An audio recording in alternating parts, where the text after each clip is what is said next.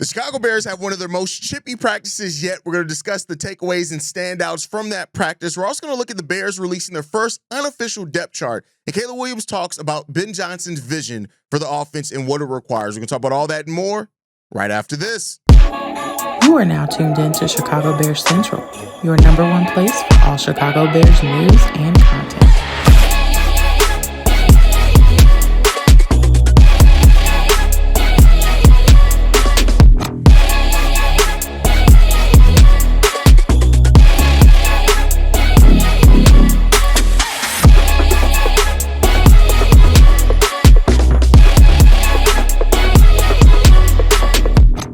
What's going on, Bears fans? Welcome to another episode of Chicago Bears Central, your number one spot for everything Chicago Bears related. I'm the host, Derek Hayes, but more importantly, you guys can follow the channel at Chi Bears Central on every social media platform we happen to be on. With that said, let's go and get into this content for today. The Chicago Bears had what many people are calling the most physical practice that they have had in decades. Ben Johnson told reporters that it would be a good and physical practice. This is a big one for us. And, they did that. According to Patrick Finley, he said this: the Bears just finished the most physical practice I've seen in my life. That was the most physical in terms of live hitting that I've seen since early in Lovie Smith era.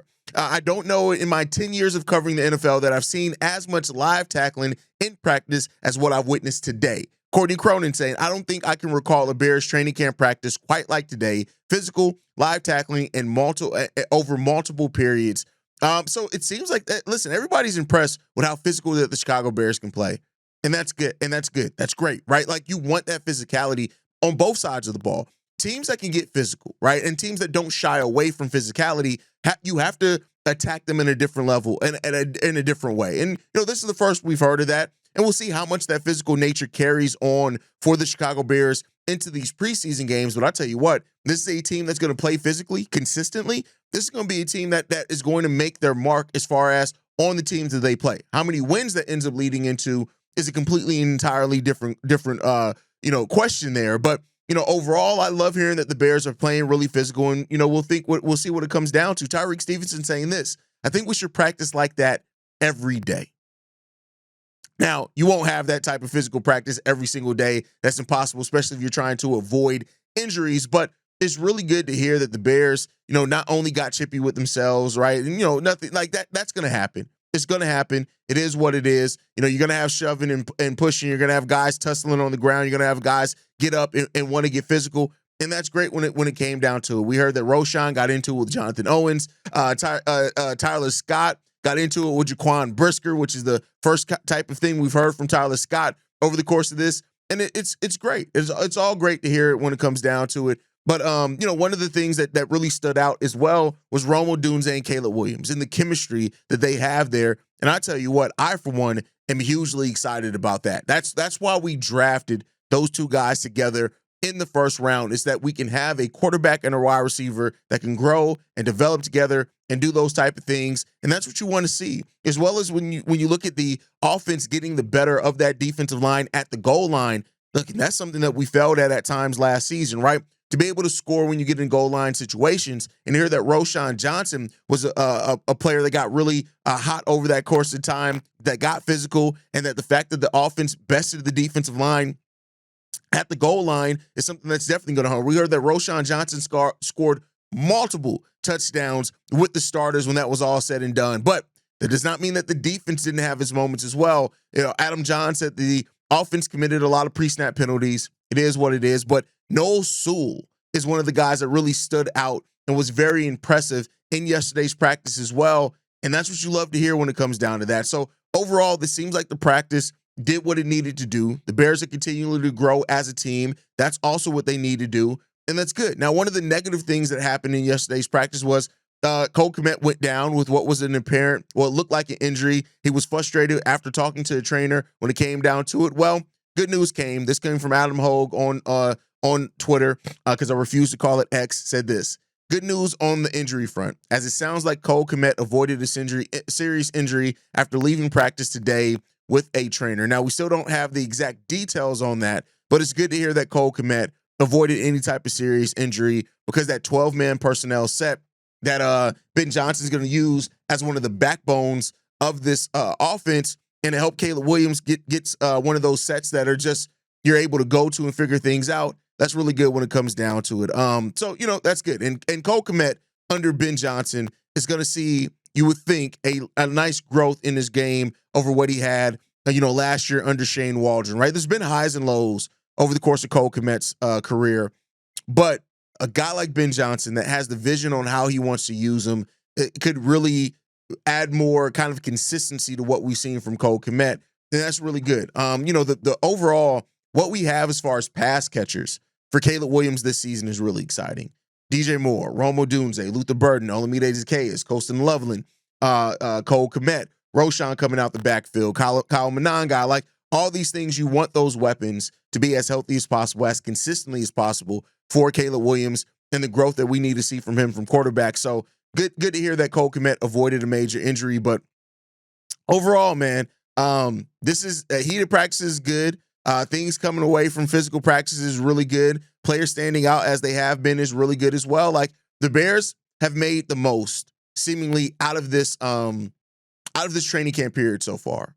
And I know that that's easy to kind of look at and kind of shy away, as it should be an expectation, but not every team has that. And when you're looking at the Bears, who are trying to build a culture and trying to build an identity, I think that's major there. And that is a big thing that this coaching staff in their first training camp has gone a long way into getting that together. And so, things aren't done yet, right? Things aren't done yet at all. Like I like to say, and I've been saying all throughout all season, until you're on the football field doing it consistently, it's all just noise, right? And that's not to knock anybody. That's not to not believe in anybody, but it's just noise until things start becoming more real. And you got to get to that point. And so we'll see how the Bears continue to grow, how they continue to develop, and how much that this coaching staff has brought to this team continues to be the thing. But hearing that it was physical, hearing that it got chippy, hearing that this team is not back down and is really taking on the identity of their coaches is a good thing. And I'm looking more and more forward. Yesterday's practice made me more excited for the joint practice against the Miami Dolphins, because we know that that's going to get chippy. We know that that's going to get physical. We know that that's going to be challenging for all teams.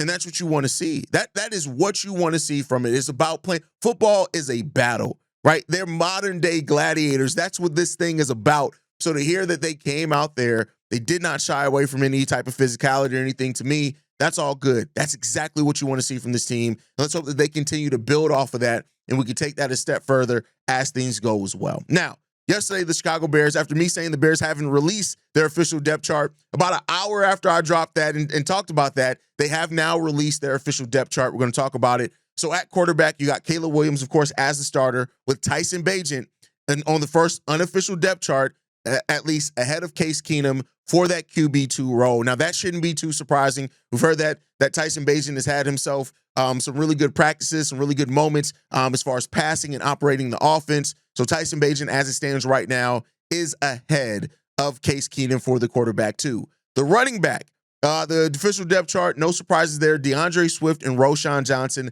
as the running back 1 and the running back 2. Surprisingly enough, Travis Homer and Ian Willer are listed ahead of Kyle Monangai. That's how you know this is unofficial, because everything that we've heard from what Kyle Monangai has done, that doesn't seem like somebody who would be 5th on your depth chart at running back. But first unofficial depth chart does have Kyle Monangai 5th on the running back depth chart, behind Travis Homer and Ian Willer, and Roshan and DeAndre Swift being your first 2 running backs there.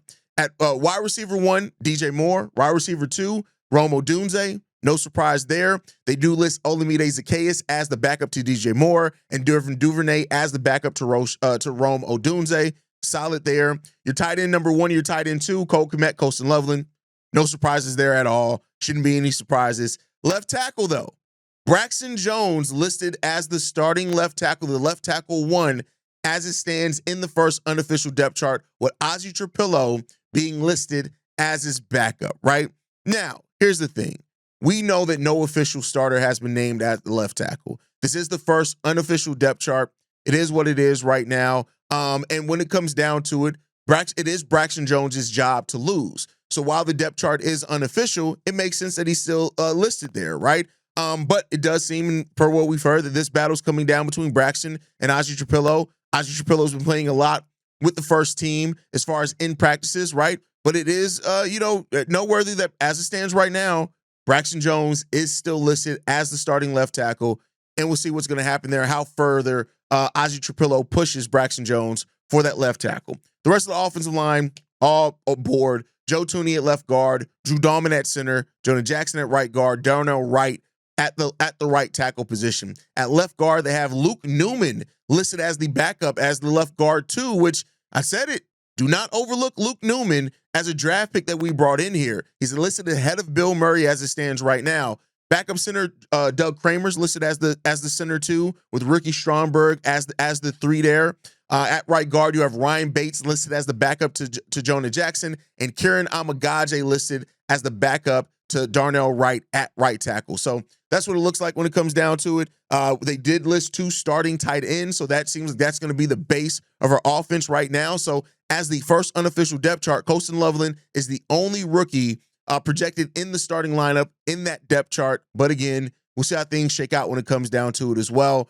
I do think that Kieran Amagaje listed as the backup right tackle seems pretty specific there when it comes down to it, right? Is that this is a sign that maybe the left tackle position is going to come down to Braxton and Ozzy, with Kieran getting that opportunity to be the right tackle there, and we'll see what happens when it comes down to it.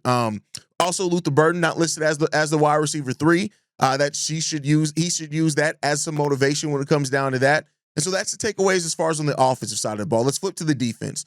Defensive ends starting Montez Sweat and Deo Odeyingbo listed as the starting defensive ends there.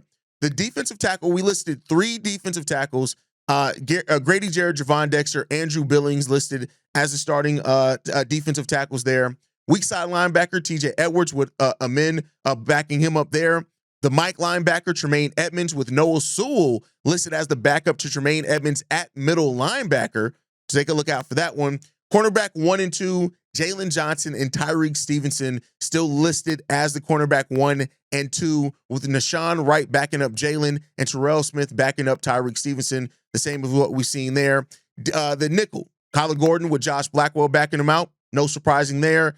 And Jaquan Brisker and Kevin Byard listed as the starting safeties, with Elijah Hicks backing up Jaquan Brisker and Jonathan Owens backing up Kevin Byard. No surprises as things stand right now. Now, one of the things that's notable with the starting defense and the depth chart there is that they listed 5 starting defensive linemen.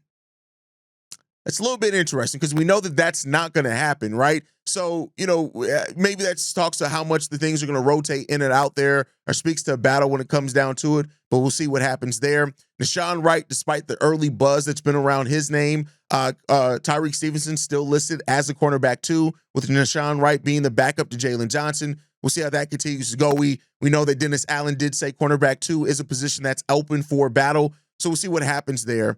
No rookies listed on the first or second team defense at all for the Chicago Bears, and that's something that's notable when it comes down to that. Now, that doesn't mean that I don't think they're going to not develop their first-year players, but they are listed towards the back of the depth chart in the first unofficial depth chart. But there's a bunch of rookies on this team that are all fighting for roles. I think that that's a thing when it comes down to it. Also, the fact that Kyler Gordon was listed as a D-back, as a defensive back, rather than a nickel, to me says that he's going to be all over the field. They're going to use Kyler Gordon in so many different ways that they did not want to list him as just a nickel cornerback. As far as on special teams, Cario Santos, Torrey Taylor, no question what happens when it came down to that. Scott Daly's listed as a long snapper. No surprises there. The Devin Duvernay listed as the kick returner and punt returner, with Josh Blackwell as the other kick returner. A little bit surprised JP Richardson's name is not listed there, but it is what it is. It's the first unofficial depth chart, so things could definitely change. The fact that no JP Richardson is a little shocking there. No Tyler Scott, not shocking. No JP Richardson, a little bit, something to look out for there. But that is the first unofficial depth chart by the Chicago Bears. Noah Sewell is somebody that definitely he's the third linebacker spot. So we'll see what happens when it comes down to that. Dennis Allen's still experimenting very much so with that defense. So we have a lot that we still need to figure out there. But as it stands right now, it feels like that third linebacker spot is Noah Sewell's to lose. And we'll see how that ends up shaking out during the regular season. And how Ruben Hippolyte, how much, because I think he's still going to have a role, as we don't have a lot of depth, quality depth at that linebacker spot. But that's how things are shaking out here. That's the first unofficial depth chart. You guys can let me know how you feel on that down below. With that said, let's move on to some of Caleb Williams' comments, right?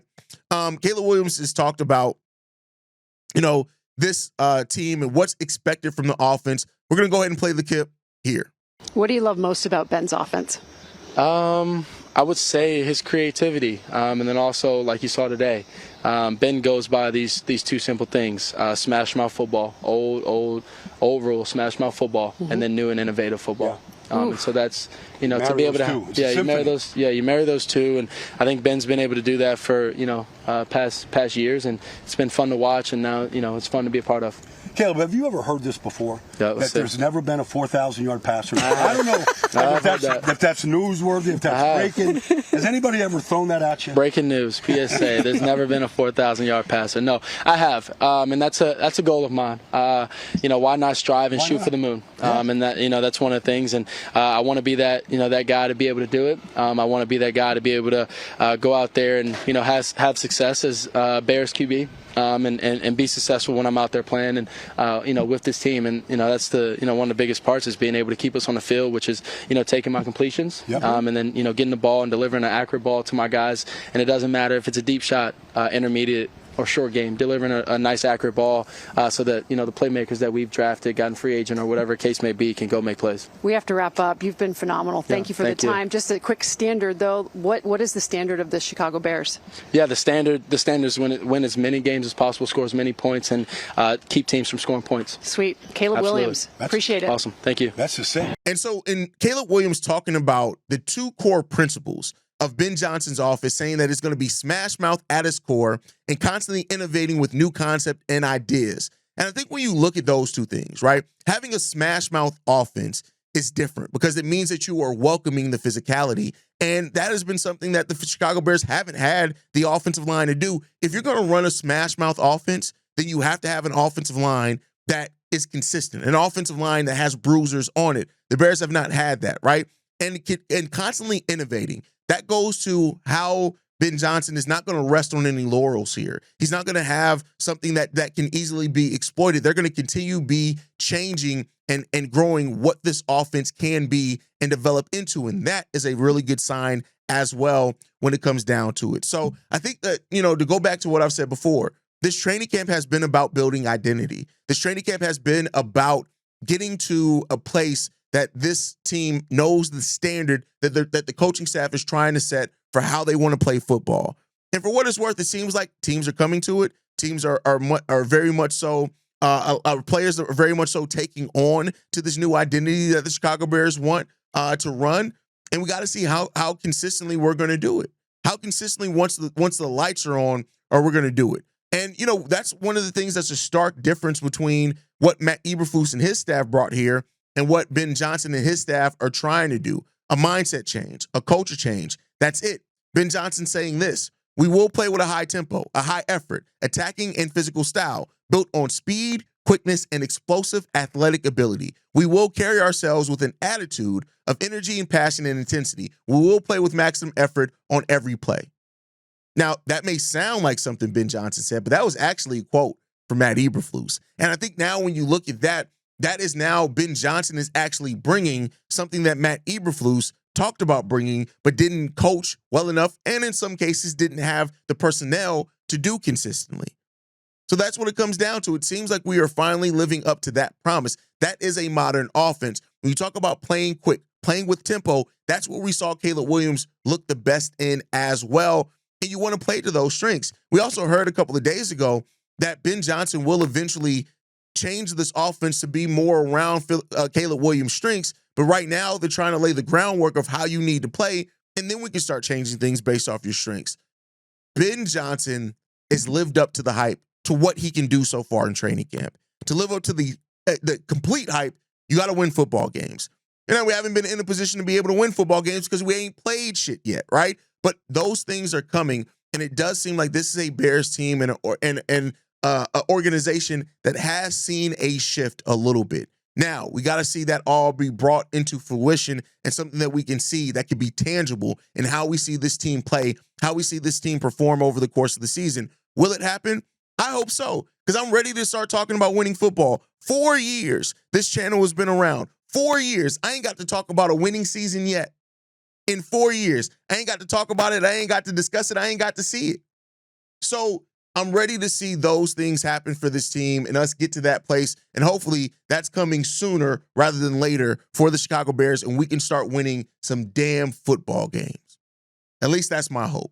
But you guys can let me know how you feel on all of that down below. As always, thank you guys for tuning in. Make sure you guys are following us at Chi Bears Central. You can send us any feedback, questions, comments, concerns, ChicagoBearsCentral@gmail.com. Lastly, if you want to leave a text message and our voicemail for the mailbag, the number to do so, 773-242-9336. We are the #1 spot for everything Chicago Bears related, but that is thanks to you, lovely and beautiful people. And like I like to end every episode on, Chi-Town up, Bear down. Love you guys. Peace, y'all. This has been a presentation of the Break Media.